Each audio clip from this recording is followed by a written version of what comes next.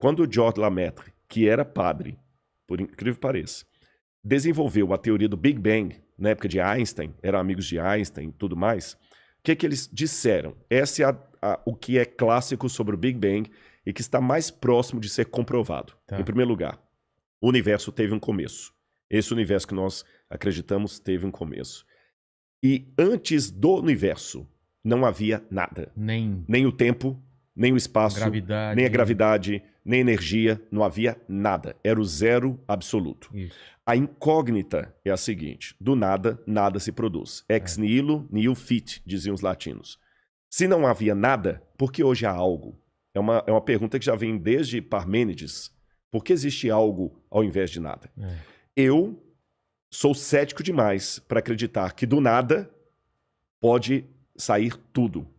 É mais sensato para mim acreditar que existia uma causa primeira, para citar o Aristóteles aqui, essa causa primeira que deu origem a tudo que existe e ela mesma não pode ser dimensionada ou delimitada pelo tempo, pela gravidade, porque essas coisas partem depois dela.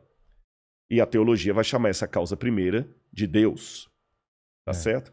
E alguns falam, não, eu acredito em qualquer coisa, menos Deus. Eu prefiro acreditar na possibilidade de ter tido um universo anterior ao nosso. Tem aquela teoria do efeito sanfona, né? Ele vai se expandindo, depois contrai, explode. etc. Só que quais são as evidências científicas para isso? Zero absoluto. Né? Então, apenas sabemos, a gente só sabe que o universo está se expandindo, isso sabe. Exatamente. Então, na verdade, eu sou tão cético quanto os ateus.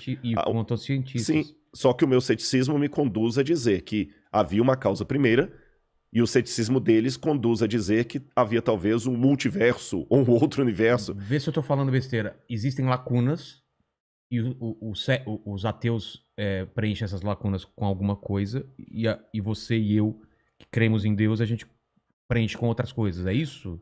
Sim, são lacunas. E não, são lacunas. É só que essa frase, o Deus das lacunas, ela acabou... Existe isso? Existe essa expressão, o Deus das lacunas. Não sabia. Só que ela é dita de uma forma pejorativa, sabe? Ela é dita de uma forma pejorativa, como se fosse assim, o crente, o crentez, até para falar numa linguagem bem vulgar assim. Não tem explicação, é Deus. Bom, não tem explicação, é Deus. E isso acaba caindo realmente de uma forma caricata. Fácil, né? É exatamente, porque existe também o acaso. Eu tô conversando com você aqui, eu posso derrubar esse copo e cair no chão e quebrar. Não é um milagre. É um milagre, ou o diabo que derrubou, o Deus que derrubou. Então, realmente é uma forma caricata de falar da fé. Eu não acredito que seria simplesmente o Deus das lacunas. É a lógica que me permite preencher essa lacuna com uma hipótese, que a minha hipótese é a hipótese teocêntrica, a hipótese de Deus. Tá. Isso serve também não só para a criação do universo, quanto para a criação da vida também. Com certeza. Se o universo... Mas Darwin e a teoria a evolução de Darwin, ela briga com a evolução das espécies, com a teologia? Crença, Bom, aqui nós temos 3 tipos de abordagens para falar de Charles Darwin. Você fala também sobre isso Falo, aqui? menciono também. Uma abordagem é a abordagem daqueles cientistas que falam o seguinte: a teoria da evolução das espécies sepultou Deus. Eu não preciso de Deus para justificar a vida, porque a evolução explica tudo. Existe um outro grupo criacionista que fala assim, não, a teoria da evolução das espécies não explica a origem da vida, nem nada. Ela explica alguns mecanismos, mas não todos. E existe um grupo intermediário que diz, não, eu acredito na evolução das espécies e acredito em Deus. Deus usou a evolução para trazer tudo à existência. Com essas 3 colocações em voga, eu particularmente sou da terceira, eu sou criacionista. Eu digo o seguinte, a teoria da evolução das espécies de Darwin, ela teve realmente um salto explicativo muito bom para várias coisas. Várias coisas. Eu estive em Galápagos, eu li a origem das espécies, li a origem do homem, que ele também escreveu. O Darwin foi um gênio em muita coisa. E em que sentido eu concordo e acredito na teoria da evolução de Darwin? Quando ele usa aquilo que, essa expressão não é dele, eu que estou usando, aquilo que eu chamaria de microevolução. Vou dar um exemplo para você. No momento em que nós estamos tendo esse bate-papo aqui, uma palavra que está passando demais por aí é a palavra a variante do vírus. A variante do vírus, né? A variante, o vírus está mutando e tudo mais. Isso mostra que realmente no grupo das células, elas mudam realmente muito rápido. Elas se adaptam.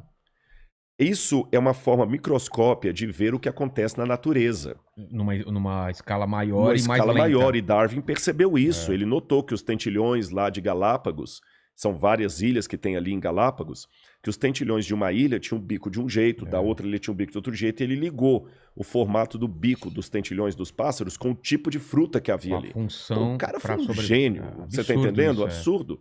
E com isso eu concordo com ele. Os animais foram mudando ao longo dos tempos, por exemplo, se adaptando. Você tinha um casal primitivo lá de lupus caninos, e desse casal primitivo deu uma série de tipos de animais caninos diferentes, que vão desde a raposa até o chihuahua, o rottweiler, o husky siberiano, vários cachorros, o coiote, o lobo, o felis leo deu origem a vários tipos de felinos. Isso aí Darwin realmente está de parabéns. Agora, o que eu acho que Darwin não provou? E aqui que eu acho que desculpe-me falar assim, sem querer ser panfletário, até a ingenuidade de quem é darwinista roxo. Darwin não provou que uma espécie virou outra espécie. Por exemplo, que viemos do macaco. Na verdade, Darwin nunca disse isso. Não, né? Não. Darwin diz que nós viemos de um ancestral comum com símios. E símio, para o macaco, não é um sinônimo perfeito. Mas explicando de maneira mais simples assim, embora eu não seja biólogo, né? Existia, na visão darwinista, um ancestral comum que deu origem a alguns tipos de macacos, como os orangotangos e os chimpanzés.